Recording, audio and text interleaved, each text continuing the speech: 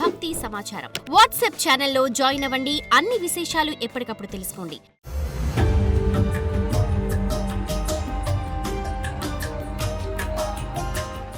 ధనుర్రాశి.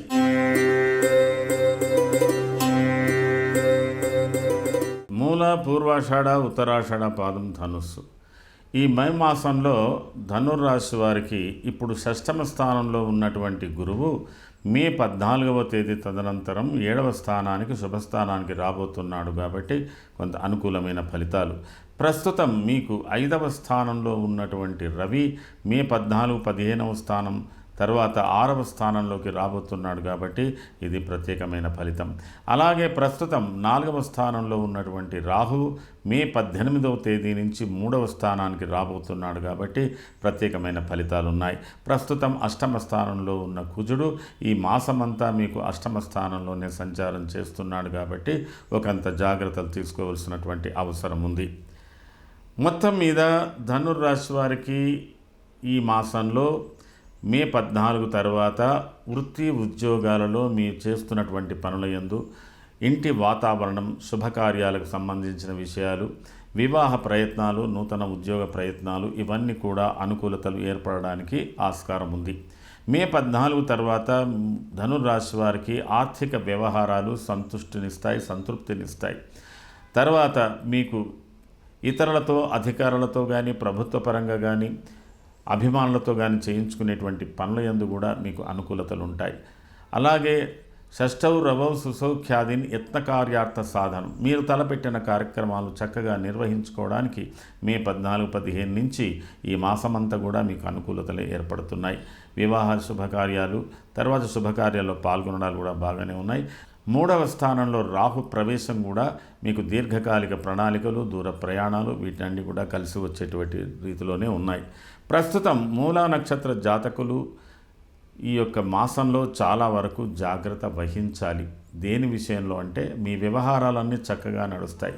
అనుకోని భయాలు, ఆందోళనలు, శరీర సంబంధమైనటువంటి రుగ్మతలు, తర్వాత ఒక్కొక్కసారి ఇతరులతో కూడా కొన్ని ఇబ్బందులు ఎదుర్కొనేటువంటి పరిస్థితులు అంటే అనూహ్యంగా ఉంటాయి, కొంతవరకు గోప్యంగా కూడా ఉంటాయి.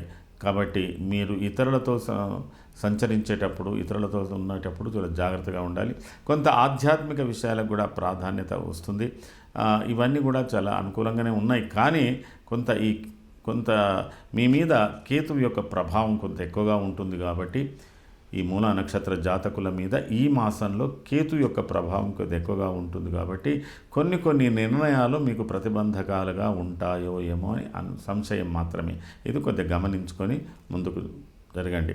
తర్వాత పూర్వాషాఢ నక్షత్ర జాతకులు. పూర్వాషాఢ నక్షత్ర జాతకులకు ఈ మాసంలో చాలా వరకు కొద్దిగా శారీరక సంబంధమైన వ్యవహారాలు, కుటుంబ వ్యవహారాలు, ఇతరులతో ప్రతిబంధకాలు, కొద్ది ఇబ్బందులు, స్త్రీలకైతే ప్రత్యేకంగా ఉదర సంబంధమైనటువంటి సమస్యలు ఇవి కూడా ఎక్కువగా వచ్చేటువంటి అవకాశాలు ఉన్నాయి. ఉత్తరాషాఢ నక్షత్ర జాతకులకు చాలా వరకు ఆర్థికపరమైన వ్యవహారాలు, ఆరోగ్యపరమైన వ్యవహారాలు, తర్వాత కొద్దిగా మితిమీరిన ఖర్చులు ఇలాంటివి కూడా ఉంటాయి.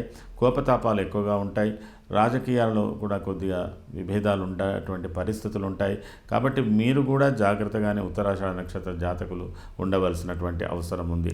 మొత్తం మీద ధనుర్రాశి వారికి ఈ మాస ఫలితాలలో గ్రహస్థితులు అనుకూలమైనప్పటికీ కూడా ఈ మాసాంతంలో వచ్చినటువంటి గ్రహాలు అనుకూలమైన మార్పులు ఇచ్చేటివి అయినప్పటికీ కూడా మీకు మే 3-4 వారాలు మాత్రం కొద్దిగా ఇబ్బందికరంగా ఉంటుంది. కాబట్టి మీరు అయినంత వరకు ఇష్టదైవాన్ని ప్రార్థన చేసుకోండి. కొంతవరకు గ్రహస్థితులలో ఉన్నటువంటి కుజుడిని ప్రత్యేకంగా ప్రార్థన చేసుకోండి.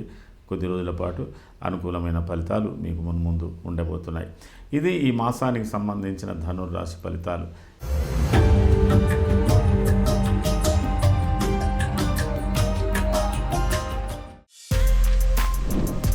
For more videos like this, subscribe Big TV channel.